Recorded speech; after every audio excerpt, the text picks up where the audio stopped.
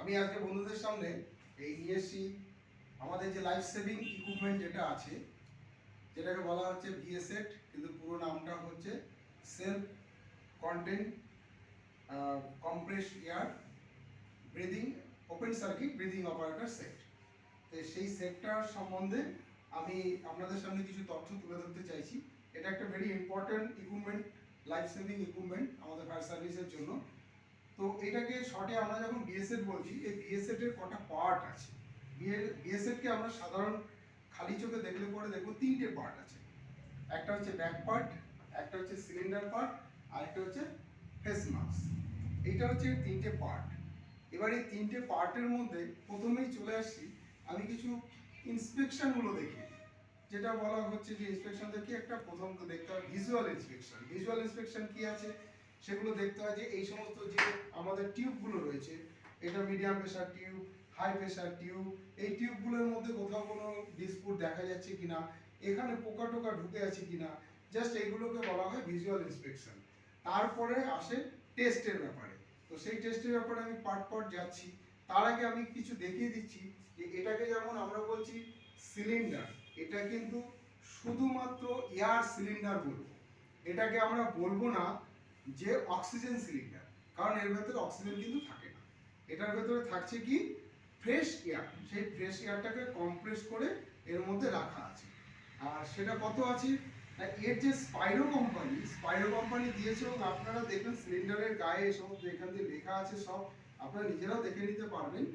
এবং আমি তবু বলে দিচ্ছি, স্পাইরো কোম্পানি বলে দিয়েছেন যে এর ভেতরে রয়েছে বার হিসাবে ধরলে 300 বার, আর লিটার হিসাবে যে ধরি তাহলে 2040 বার এয়ার এর মধ্যে কম্প্রেস করা আছে এয়ার। আর সেই কারণে দেখবেন যে এলপিজি সিলিন্ডার নাড়া দিলে এটা কেমন যেন জলের মতো বোধহয় নড়ছে, কিন্তু এটা কিন্তু নড়বে না।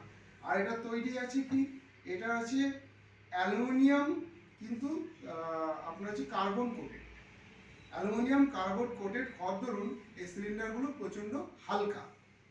এর অপারেটিং সিস্টেম কি আছে, এটাকে যখন আমরা ওপেন করব তখন এটা ধরে আমরা বাঁদিকে এরকম নাড়া দিলেই কিন্তু ওপেন হয়ে যাবে, কিন্তু একে যখন লক করব তখন আমরা এইভাবে বাল্বটাকে টেনে তুলে আমরা লক করব। এটাই হচ্ছে ব্যাপার। আর তার পরবর্তীতে চলে আসছি কি, এটা প্রত্যেকটা পয়েন্টই ভাইটাল পয়েন্ট। সেই ভাইটাল পয়েন্ট হচ্ছে এখানে দেখুন, এটা হচ্ছে ব্যাক কেস। এই যে ব্যাক কেসটার মধ্যে আমাদের রয়েছে আরো কিছু পার্ট। কি পার্ট রয়েছে এখানে দেখা যাচ্ছে না, দেখুন ঠিক ক্লোজ আপনারা দেখলে দেখবেন এই জায়গাটায় যে সিলিন্ডার কানেক্টর বলছে, এটাকে সিলিন্ডার কানেক্টরের ভেতরে একটা কালো দেখা যাচ্ছে, এটা হচ্ছে বলা হয় ওরিং। ওরিংটা আছে কিনা দেখতে হবে। দ্বিতীয় আরেকটা রয়েছে এই যে নিচে পার্টটুকু দেখা যাচ্ছে কাউন্টার এই সিলিন্ডার কানেক্টরের নিচেই, এদিক থেকে দেখালে এদিক থেকে এইভাবে দেখতে পাচ্ছেন, এই যে এটা কিন্তু আপনার ফাস্টেস্ট রিডিউসার।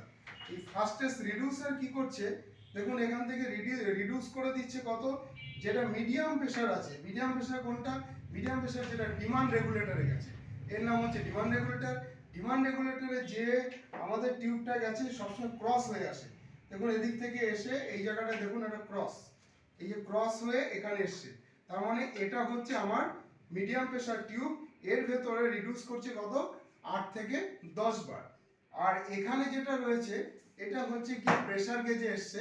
এই প্রেশার গেজে যেটা আসছে সেটা কিন্তু সরাসরি এই সিলিন্ডার ভেতরে কত প্রেশার আছে সেই প্রেশারটা এখানে আমাদের শো করছে।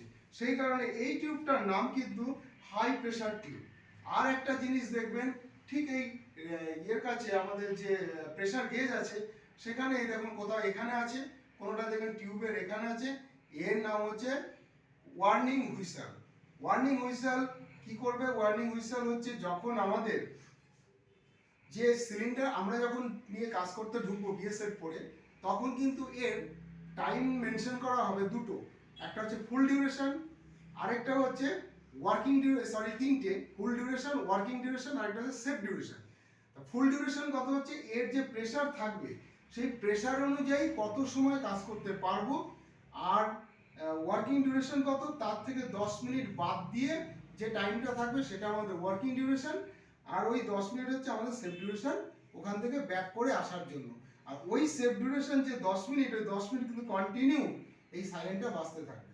মানে সাইরেন যখনই বাজতে শুরু করবে তখন আমরা আমরা আর এই বিএসএফ পরে ভেতরে কাজ করব না, আমরা তখন ওখান থেকে বেরিয়ে চলে আসব। তাহলে এটা বোঝা গেল, এটার নাম হচ্ছে প্রেসার গেজ। আর প্রেসার গেজের যে টিউবটা আছে সেটা হাই প্রেসার টিউব, এর নাম ডিমান্ড রেগুলেটর। ডিমান্ড কেন?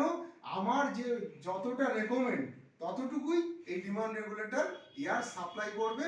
কোথায় না এই ফেস মাস্কের এখান দিয়ে ইনার মাস্কের ভেতরে, ইনার মাস্ক। আমি এটা পরে আসছি। এবার আসছি কোথায়, দেখুন এখানটায় সিলিন্ডারটাকে আমরা কানেক্ট করবো কিভাবে। এটা কিন্তু একটা দারুণ ভাইটাল পয়েন্ট। যারা না জানবেন ভুল করে বসলে পরে পরবর্তীতে কিন্তু বিএসএফটাই বাতিল করে দিতে হতে পারে, মেবি, মানে হবেই বলছি না, দিতে পারে। তাহলে আমরা কি করব, কানেক্ট করব। কানেক্ট করার সময় আমরা এই দেখুন এই সিলিন্ডারটাকে আমরা প্রথমে কি করব, এখানটা আমি একটু হাত দিয়ে ঢুকিয়ে দিই, এই এখানটায় নিয়ে নিলাম।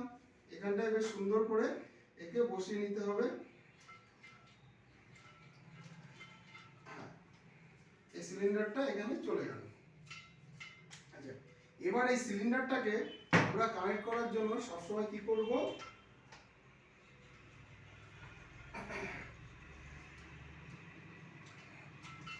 আমরা সিলিন্ডারটাকে কানেক্ট করার জন্য করব কিন্তু এইভাবে। এখানে আসবো, এই যে দেখুন এই যে পার্টটাকে দেখবেন, এইটা থাকবে আমার বাঁ হাতে আর এটা হচ্ছে ডান হাতে। আগে এখানে বসিয়ে দিলাম, বসিয়ে দেওয়ার পর এইটা দিয়ে লাইন করব, আস্তে আস্তে এরকম নাড়া দেবো, নাড়া দিয়ে লাইন করব। যখন দেখবো ইজিলি এটা এরকম আটকে যাচ্ছে, তখন বুঝবো এর লাইন সঠিক হচ্ছে। এই দেখতে পাচ্ছেন আপনারা, আমি এটাকে কি করলাম, টাইট করছি। কিন্তু এইভাবে টাইট করবেন না, এখান থেকে করবেন। আর একটা কারণ হচ্ছে, যেহেতু এটা হ্যান্ড টাইট, এখান থেকে যে টাইটটা দেবো সেটা হচ্ছে উপযুক্ত। এর থেকে বেশি টাইট যখনই আমি দিতে যাব তখন এটা